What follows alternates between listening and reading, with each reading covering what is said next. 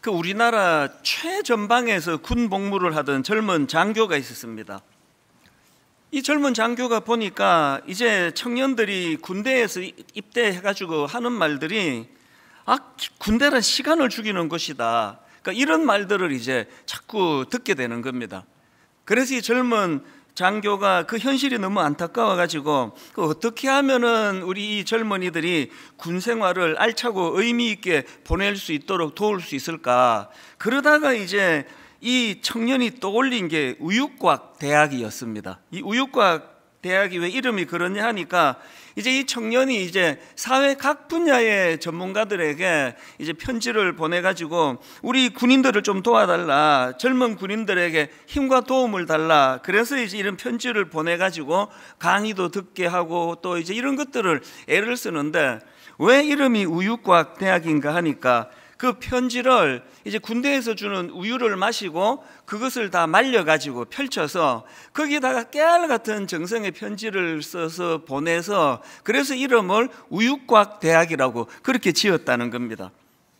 이 청년이 참 대단한 게요, 그 사회 각 분야 전문가들의 강의를 듣기 위해서 강사 섭외를 하려고 어떨 때는 미국을 횡단하고 심지어는 교수님 한 분을 만나려고 프랑스 파리에서 아프리카까지 날아가는 이런 수고를 했다는 겁니다. 이 꿈이란 게 이렇게 큰 에너지를 가져다 주는 것 같습니다.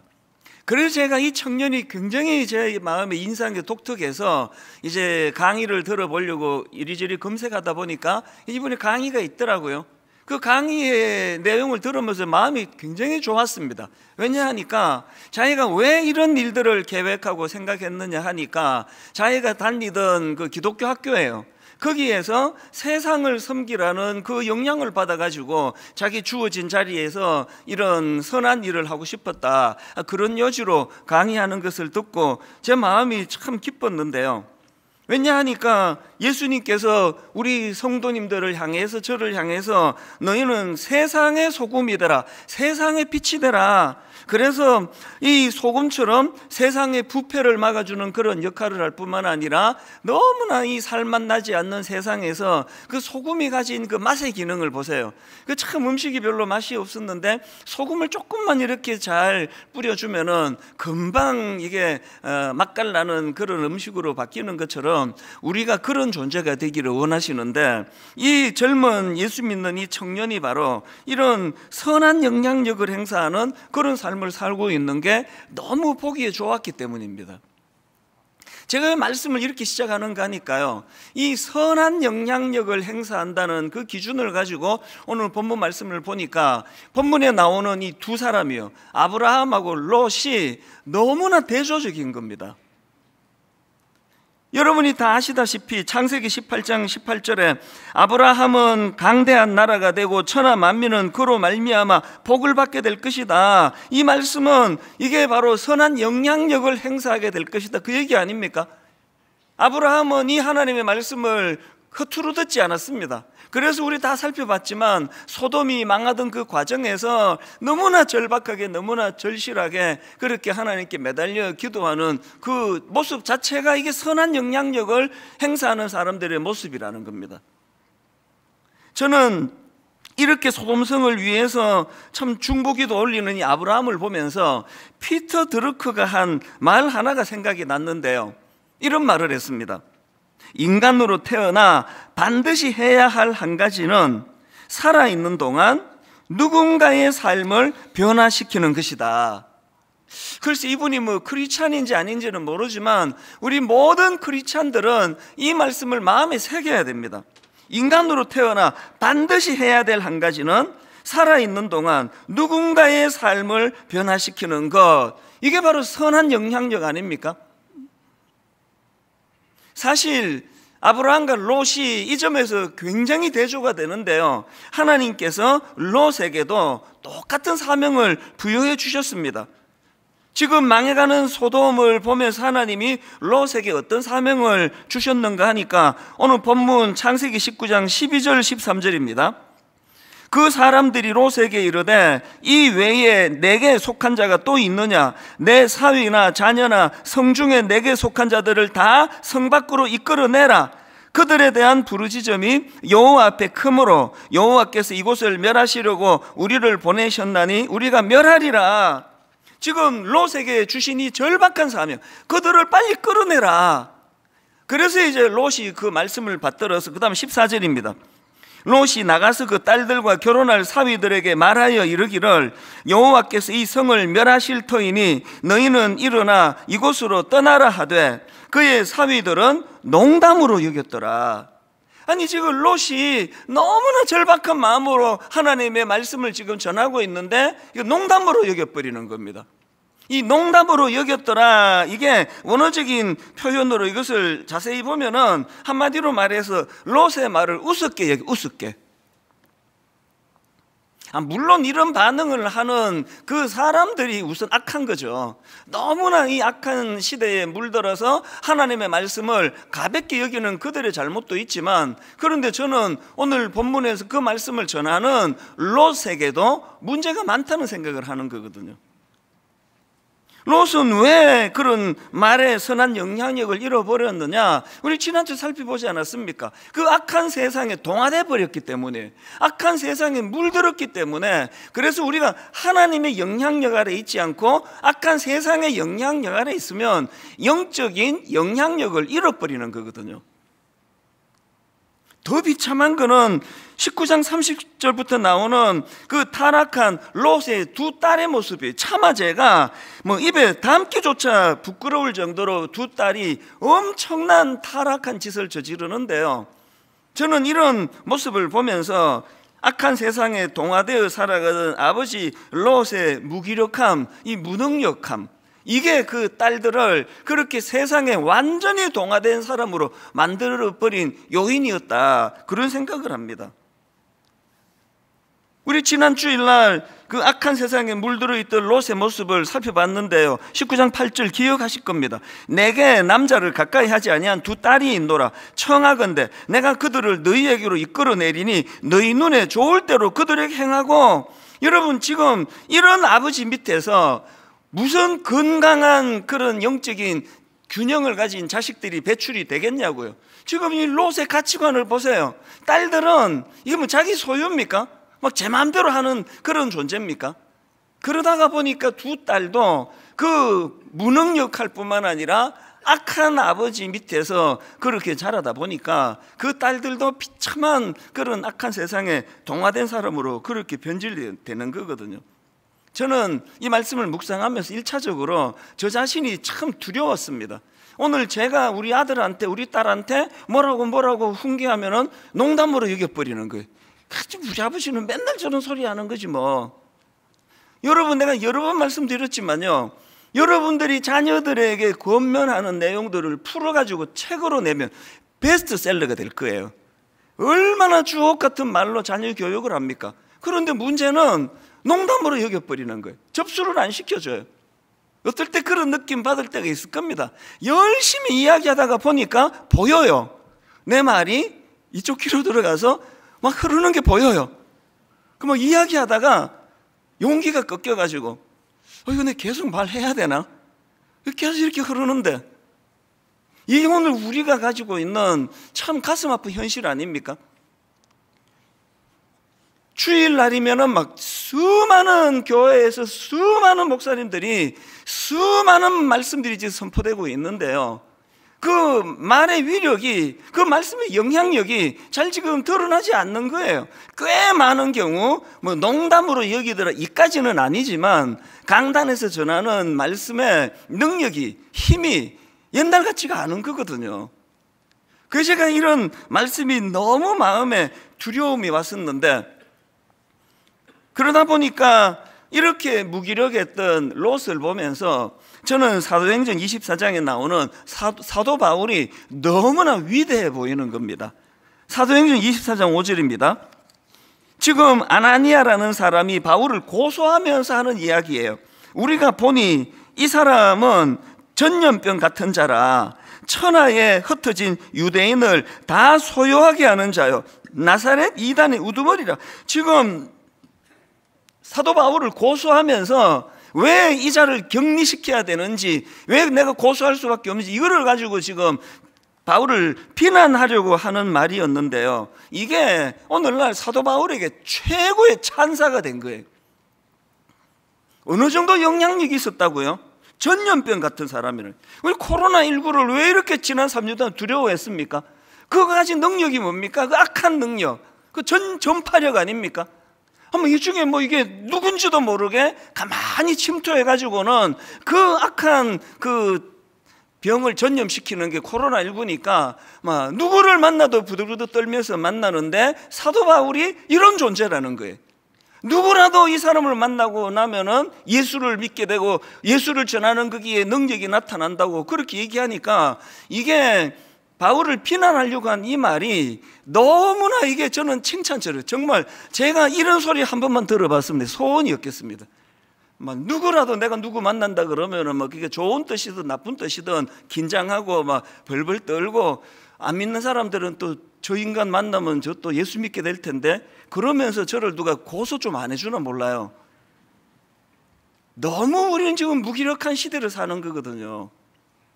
오늘 우리는요, 이 선한 영향력을 회복해야 돼요.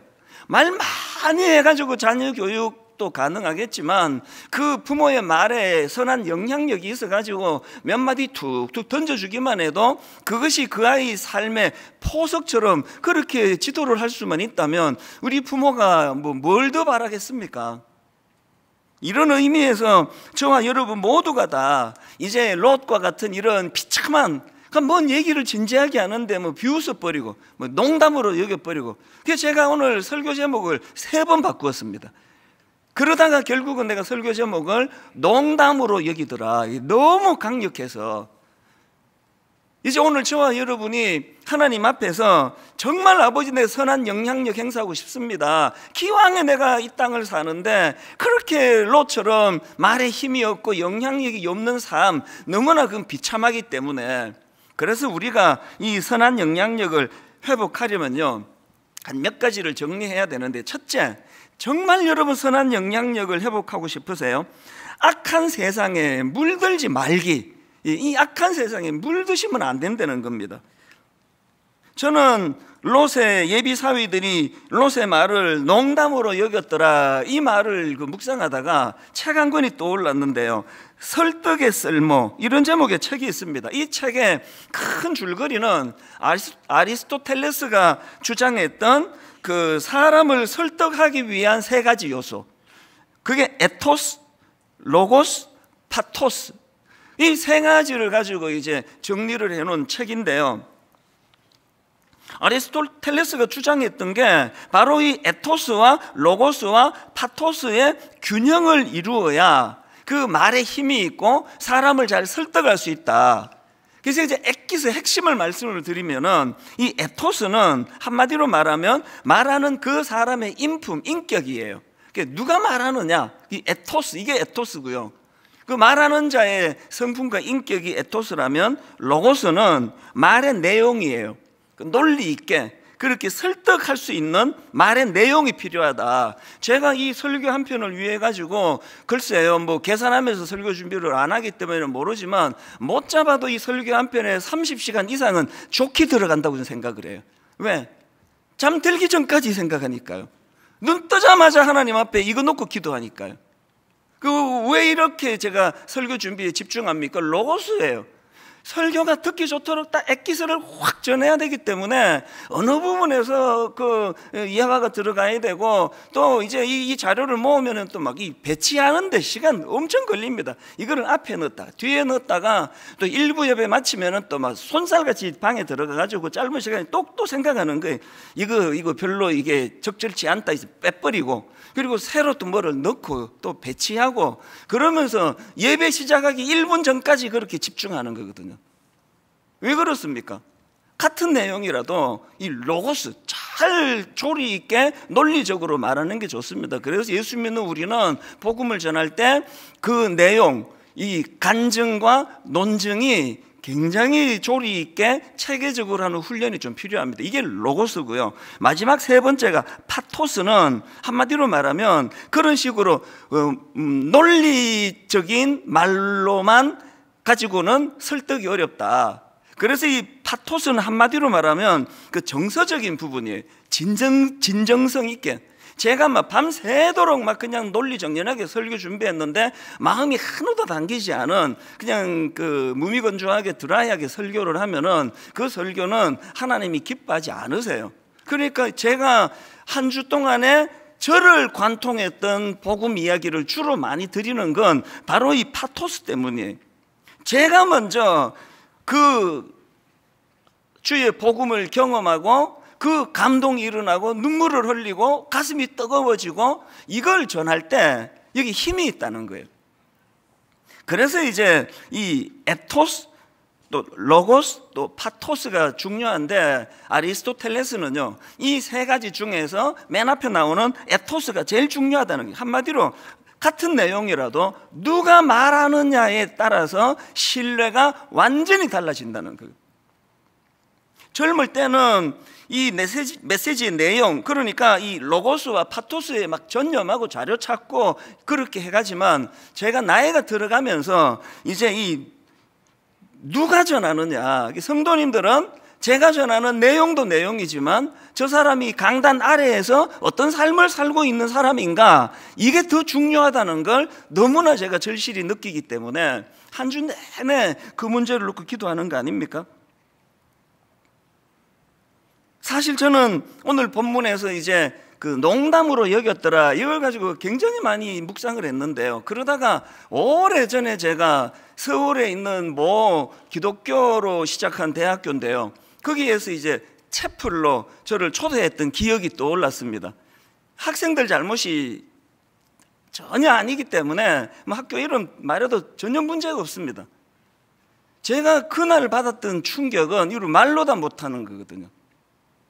저를 초대해서 이제 기대를 하고 말씀을 전하러 이제 뚜벅뚜벅 걸어 나와서 이제 말씀 전하려고 앞을 쳐다보니까 말씀 시작도 안 했는데 거의 대부분이 자고 있는 겁니다. 야, 이게 난감하더라고요. 아니, 초롱초롱하게 듣다가 자꾸 자는 사람이 많으면 내 설교에 뭐 문제가 있고 뭘 고쳐야 되겠다 하겠는데 처음부터 자니까 나중에 제가 들어보니까 참 마음이 아팠습니다. 오늘 우리 기독교가 반성해야 되는 지점이 이제 여기 있다고 생각하는데요. 난 젊은 대학생들이 목사가 와서 설교하는 것에 대하여 거부감을 온몸으로 그렇게 표현한다는 겁니다. 그리고 저는 이 말씀 이제 드린 것 같은데요. 설교를 더 잘하면 더 잘할수록 더 마음의 거부감이 크대요. 에토스를 잃어버린 거예요. 저 목사는 그냥 말만 뻔지르르하게 잘한다고. 그날의 난감함을 내가 잊을 수가 없습니다. 아니, 지금 설교하려고 보니까 지금 다 자고 있는데, 지금 어디다 대고 설교하겠냐고. 그렇다고 제가 야!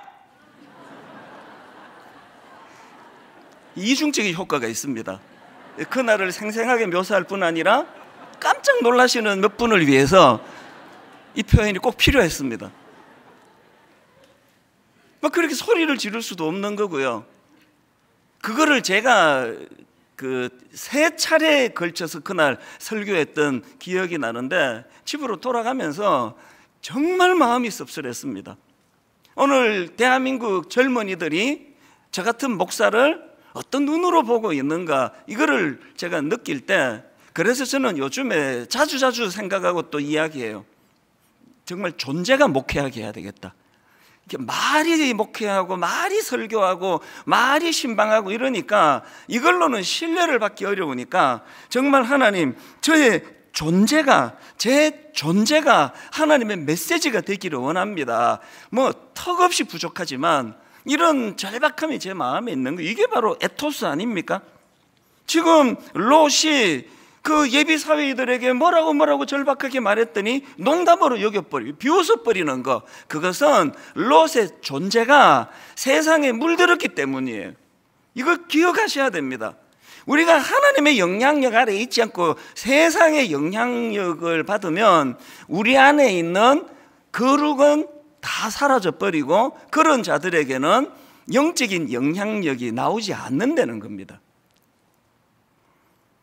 그래서 저는 로마서 12장 2절 너희는 이 세대를 본받지 말고 오직 마음을 새롭게 함으로 변화를 받아 하나님의 선하시고 기뻐하시고 온전하신 뜻이 무엇인지 분별하도록 하라. 레위기 11장 45절 나는 너희의 하나님이 되려고 너희를 애굽 땅에서 인도하여 낸 여호와라. 내가 거룩하니 너희도 거룩할지어다.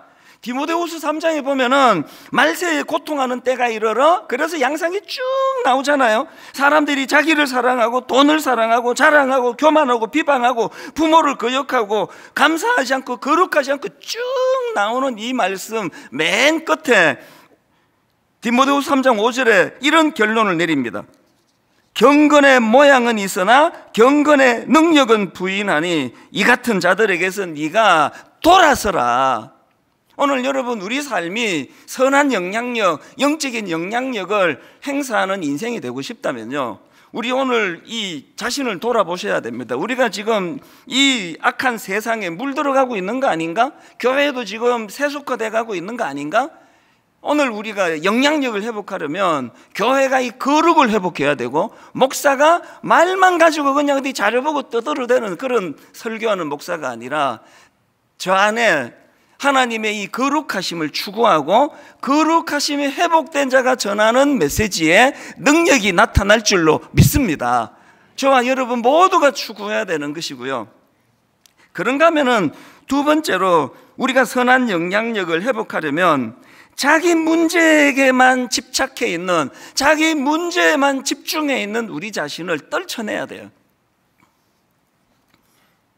오늘 본문을 가만히 보니까요, 망해가던 소돔을 위해서 아브라함만 기도한 게 아니네요. 롯도 했습니다. 그런데 여러분, 비슷한 패턴의 기도에 결정적으로 다른 차이점이 하나 발견이 되는데, 그 롯이 드렸던 기도를 한번 보십시오. 19절 20절입니다 주의 종이 주께 은혜를 입었고 주께서 큰 인자를 내게 베푸사 내 생명을 구원하시오나 내가 도망하여 산에까지 갈 수 없나이다. 두렵건대 재앙을 만나 죽을까 하나이다. 보소서, 저 성읍은 도망하기에 가깝고 작기도 하오니 나를 그곳으로 도망하게 하소서. 이는 작은 성읍이 아니니까. 그 다음에 마지막 결론을 보세요. 내 생명이 보존되리이다. 이 가만히 보니까 막 열정적으로 기도하는데 보니까 순 자기만을 위한 기도예요. 자기에게 집중하는 기도예요. 오늘 우리 교회들이 말입니다. 오늘 우리 크리스찬들이 말입니다.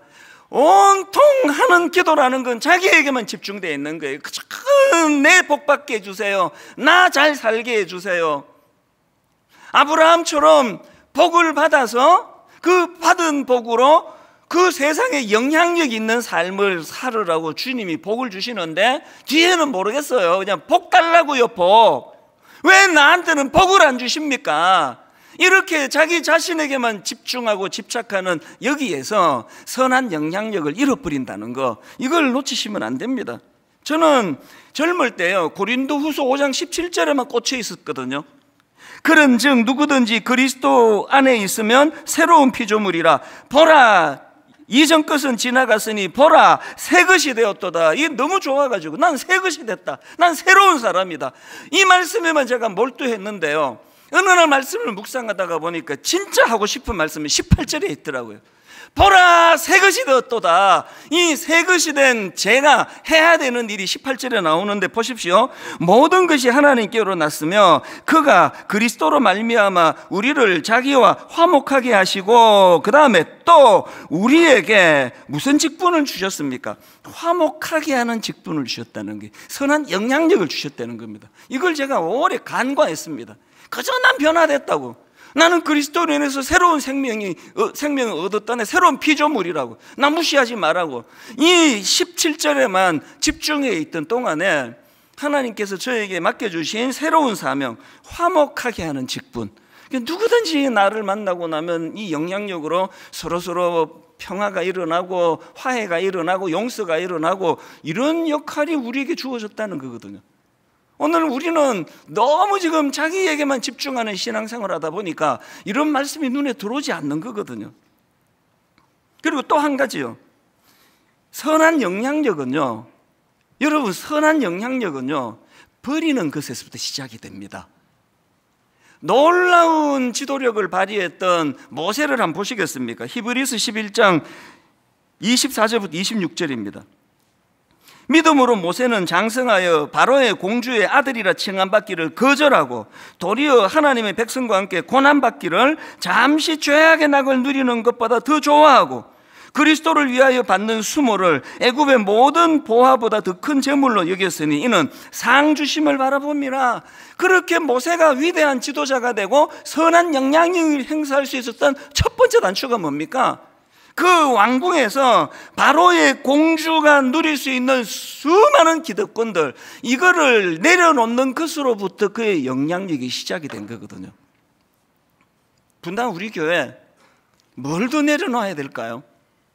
이 교회는 맨날 일만성도 파송 운동한다 그러고 또 좀 있다가 또 열왕교회 지금 얼마나 지금 외부에 위촉한 목사님들하고 이거를 신중하게 하는지 즉 시간이 계속 지금 딜레이가 될 정도로 몰두하고 있는데 그런 일을 왜 해야 되느냐고요. 왜 알지도 못하는 교회에 무려 4억씩이라는 그런 후원금을 또 열왕교회에다가 우리가 제공하면서 내년부터는 또 충청도권, 경상도권, 전라도권, 강원도권, 제주도권, 수도권 이러면서 왜 10교회씩을 계속 우리가 그렇게 미자리 교회, 작은 교회들을 섬겨가야 되느냐고요. 왜 그래야 되느냐고요.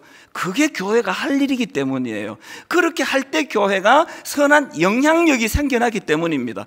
일만성도 파송 운동하고 우리 불편한 거 참 많지만요, 제가 불편함을 느끼면 느낄수록 영적으로 하나님의 영향력은 더 커지는 거라고 생각을 합니다. 규모가 아니지 않습니까? 예수 그리스도가 이 땅에 오셔서 우리에게 보여주신 진짜 중요한 원리가 이거 아닙니까? 이 찬양 다 아시죠? 주의 이름 높이며 주를 찬양하나이다. 나를 구하러 오신 주를 기뻐하나이다. 이렇게 비슷하게 쭉 나가는데 이게 지금 박자도 안 맞는 것 같지만 이게 끝까지 부르는 이유는 그 다음 가사 때문이에요. 그렇게 나를 구하러 오신 주를 기뻐하나이다. 그리고 그 다음 가사에 보니까 하늘 영광 버리고예요. 하늘 영광 버리고 이 땅 위에 십자가를 지시고 죄 사했네. 우리 주님의 놀라운 영적인 선한 영향력이 드러날 수 있기 위하여 주님이 하신 가장 첫 번째가 자기를 내어줌이에요. 자기를 버리심이에요. 그게 바로 빌립보서 2장 5절부터 나오는 말씀입니다. 너희 안에 이 마음을 품으라 곧 그리스도 예수의 마음이니. 여러분, 우리가 품어야 될 예수의 마음을 한번 잘 들어보세요. 6절, 그는 근본 하나님의 본체시나 하나님과 동등됨을 취할 것으로 여기지 아니하시고 오히려 자기를 비워 종의 형체를 가지사예요. 주님이 놀라운 영적인 리더십이 나타날 수 있기 위하여 가장 먼저 본을 보여주신 게 자기를 비우는 거예요. 모세가 왕궁의 기득권을 내려놓는 것에서부터 리더십이 시작된 것처럼요. 그래서 이제 8절에 사람의 모양으로 나타나사 자기를 낮추시고 죽기까지 복종하셨으니, 이게 십자가입니다. 십자가가 드러나지 않는데 무슨 인간적인 선한 능력이 나타나겠습니까? 제가 십자가의 영향력이 없으면 제가 무슨 권위로 이 자리에서 설교를 하겠냐고요.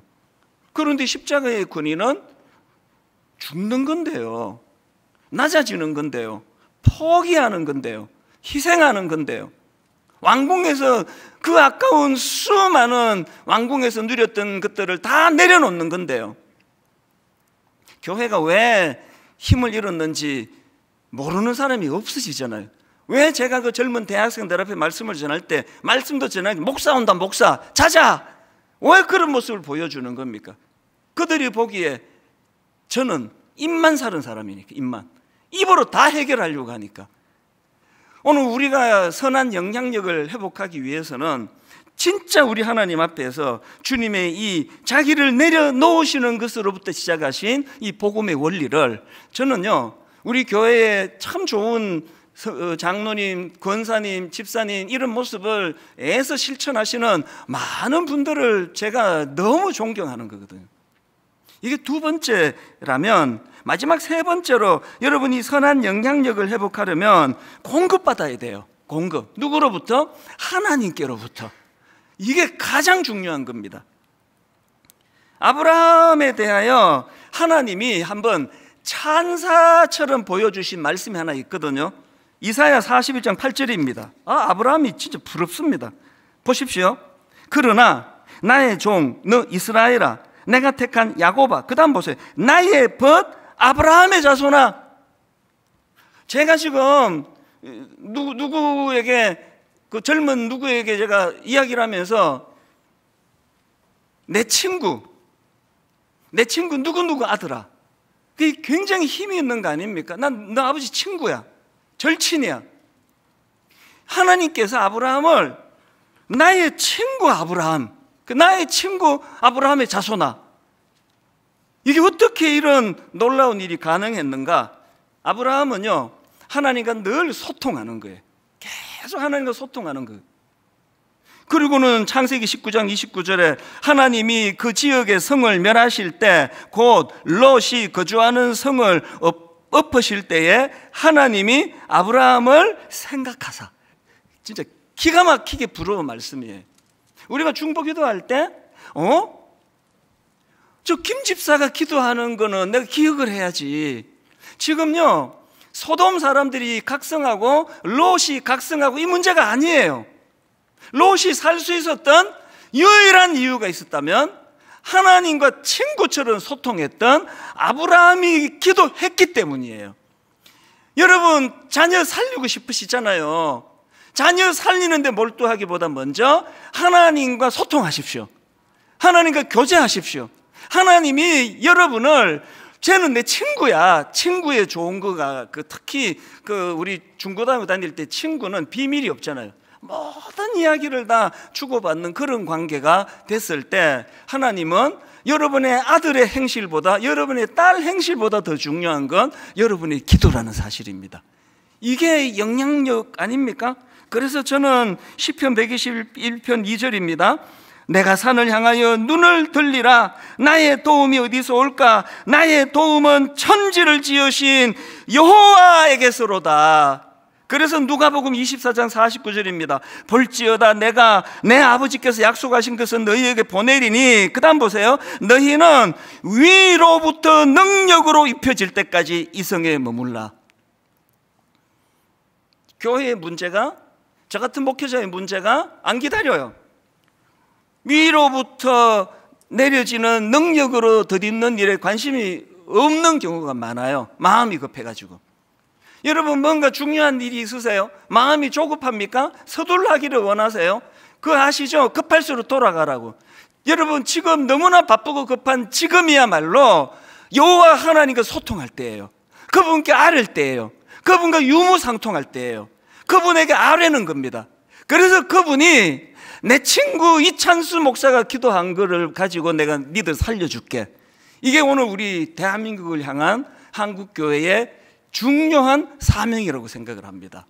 말씀을 오늘 이렇게 맺기 원합니다. 이사야 32장 8절이요. 존귀한 자는 존귀한 일을 계획하나니. 제가 이 말씀이 내 심령의 뼛속에 새겨지기를 원합니다. 누가 존귀한 자라고요? 성경책 끼고 목소리 착 깔고 어디를 가나 그냥 목사 목소리 흉내 내는, 거기서 그 사람의 존귀가 드러나는 게 아니고요. 존귀한 자는 존귀한 일을 계획하는 사람이래요. 존귀한 일을 계획하는 그 사람이 존귀한 사람이고, 또 누가 존귀한 사람인가? 그는 항상 존귀한 일에 서리라. 존귀한 일을 계획하고 존귀한 일을 행하는 그 사람이 존귀한 자래요. 그래서 저는 마태복음 13장 31절 32절이요. 또 비유를 들어 이르시되 천국은 마치 사람이 자기 밭에 갖다 심은 겨자씨 하늘 같으니 이는 모든 씨보다 작은 것이로되, 두 가지가 나옵니다. 첫째, 자란 후에는 풀보다 커서 나무가 됩니다. 둘째, 공중의 새들이 와서 그 가지에 깃들이느니라. 제가 지난주에 불쑥이 말씀이 마음에 너무 저를 격동시켰습니다. 오늘 우리는 꿈을 꾸어야 되고 꿈 넘어 꿈을 꾸어야 돼요. 꿈이 뭡니까? 우리 꿈은 나같이 작은 겨자씨 같은 인생이 풀보다 커서 큰 나무가 되는 거예요. 이게 우리 꿈이에요. 영향력을 가진 인생이 되는 게 우리 꿈입니다. 그러고 끝나는 게 아니라 왜 그 큰 꿈을 하나님 앞에 구해야 되느냐? 우리가 가진 꿈 넘어 꿈 때문입니다. 그래서 공중의 새들이 와서 그 가지에 깃들이느니라. 여러분의 꿈이 이루어지기 바랍니다. 여러분의 꿈 넘어 꿈까지 이루어지기를 바랍니다. 겨자씨같이 작고 보잘것없는 우리 인생에 예수 그리스도께서 저는 로마서 8장 32절 자기 아들을 아끼지 아니하시고 우리 모든 사람을 위하여 내주시니가 어찌 그 아들과 함께 모든 것을 우리에게 주시지 아니하겠느냐. 저는 이 말씀을 액면 그대로 믿습니다. 십자가를 믿으면 부대적으로 따라오는 선물이 9절이에요. 자기 아들을 아끼지 아니하고 주신 그 하나님께서 뭐가 아까워서 안 주시겠냐고. 그래서 저를 이 겨자씨만도 못한 저를 이만큼 키워주셨잖아요. 뭐 여러분 보기에는 뭐 저게 큰 거야 이렇게 생각할지 모르지만 재료를 아는 저로서는 내 인생이 기적이에요. 겨자씨였거든요. 그런데 여러분 저를 이렇게 큰 나무로 하나님이 만들어 주셨습니다. 제 재료를 가지고 보기에. 그런데 그게 끝이 아니에요. 왜 그렇게 만들어 주셨다고요? 지친 새들이 와서 깃들게 하려고요. 지친 새들이 와서 쉬게 해주기 위해서예요. 겨자씨 같은 사람들이 모인 분당 우리 교회를 이렇게 큰 나무를 만들어 주신 것은 우리끼리 이거 교만해져 가지고 우리끼리 자랑하고 있으라고 주신 게 아니라 너무나 많은 지친 이들에게 분당 우리 교회가 이 시대 가까이 이 주변 사람들에게 분당 사람들에게 우리 대한민국에 너무나 지친 이들에게 지친 새 같은 존재들이 깃드는 존재가 되도록 하기 위한 것. 결론은 이렇게 맺습니다. 우리 주님의 십자가를 의지하고 믿고 그 주님 앞에 기도하는데 두 가지예요. 꿈을 이루어 주세요. 겨자씨같이 초라한 제가 하나님 큰 나무가 되기를 원합니다. 두 번째, 꿈 넘어 꿈. 그래서 주님, 나같이 보잘것없는 인생이라 할지라도 내 인생의 나무에 수많은 지친 인생이 와서 쉬기를 원합니다. 수많은 순장님들 주님 이름으로 존경합니다. 여러분들이 그런 삶을 살고 계시기 때문이에요.